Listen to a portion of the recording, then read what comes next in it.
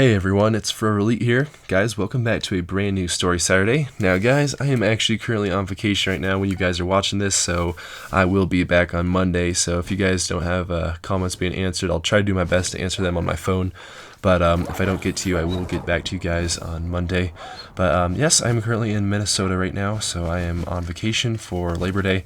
But nevertheless, guys, I do hope you guys will enjoy this Story Saturday. Now, this actually does take place in Minnesota, and it was the July 4th fireworks shenanigans. So it was kind of a crazy time. So yeah, guys, it was in 2013. It was July 4th, and we were in Minnesota. So I was actually in Minnesota with my two older brothers. My parents were actually not there with us because they had won a trip to go to Nashville, Tennessee for about a week or so.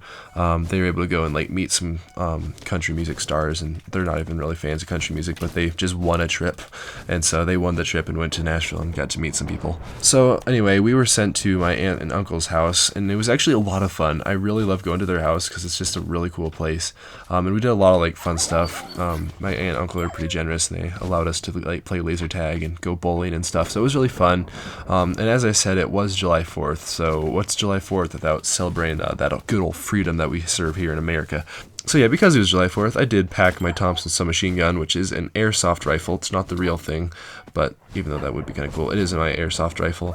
And they actually, my uncle and aunt actually do live next to a forest, so I often went around just shooting random things, like logs and trees and leaves and mushrooms and just random things like that. And I don't know, it was just really fun, just kind of go exploring with my airsoft rifle and just kind of shoot whatever. But they also had this plexiglass screen that they hung up on their tree, and so that was fun. I was kind of just able to destroy that and shred that. They let me shoot it, and so it was really fun. So then it gets to the time where we actually start to play around with fireworks. So fireworks are dangerous little creatures. They are basically little grenades that have a little bit of black powder in them, and they do pack a little bit of a punch. But anyway, where I live, which is Colorado, fireworks are actually illegal. Now, this is kind of a problem because we don't get to actually play with fireworks very much, and you can't really play with them. I guess you can use them. But here in Colorado, we actually don't get to use fireworks ever because they're actually illegal. But they are legal in Minnesota. But now, we actually went to a fireworks stand on the 4th, and we bought about $50 worth of fireworks, or my aunt and uncle did at least. And that actually didn't get us too far because fireworks are pretty dang expensive.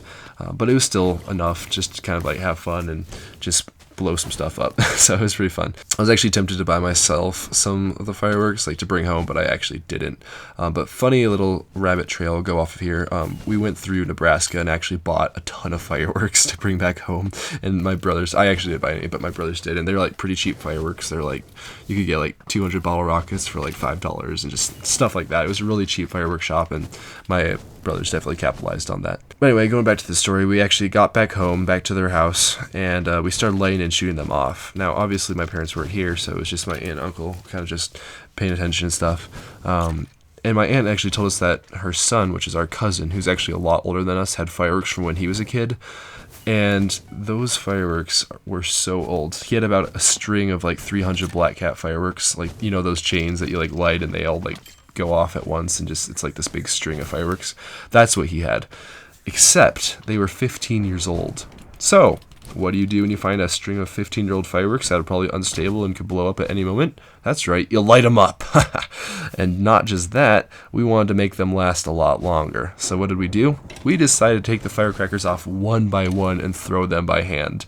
Yes, we would put them in our hands, light them, and throw them by hand. It was so stupid. Oh my goodness.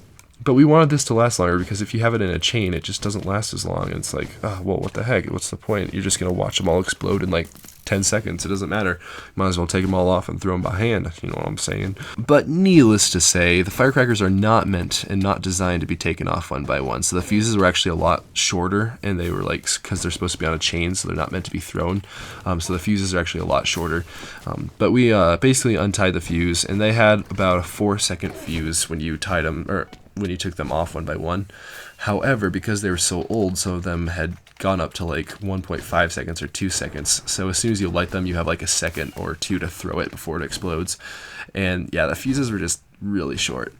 So basically what we did, we lit them and threw them as soon as we saw that they were lit. And thinking about it now, I just can't believe how stupid we had to be to think that this was even like remotely a good idea. And black hat fireworks are actually known to be decently powerful anyway. And so when they're also 15 years old, it's kind of just a lost situation in which you could probably just destroy yourself by doing it. But they are pretty powerful. And no, we did not actually lose any fingers doing this, even though it was pretty close. There's a few times when we almost weren't able to throw it in time, and it exploded like probably a foot away from our hand as soon as we threw it. So it was pretty scary. Yet we still continued to do it, and we were dumb. And it was just kind of a stupid thing that we did, but we did it. Oh, but yeah, it had to be one of the most dumb things I've done.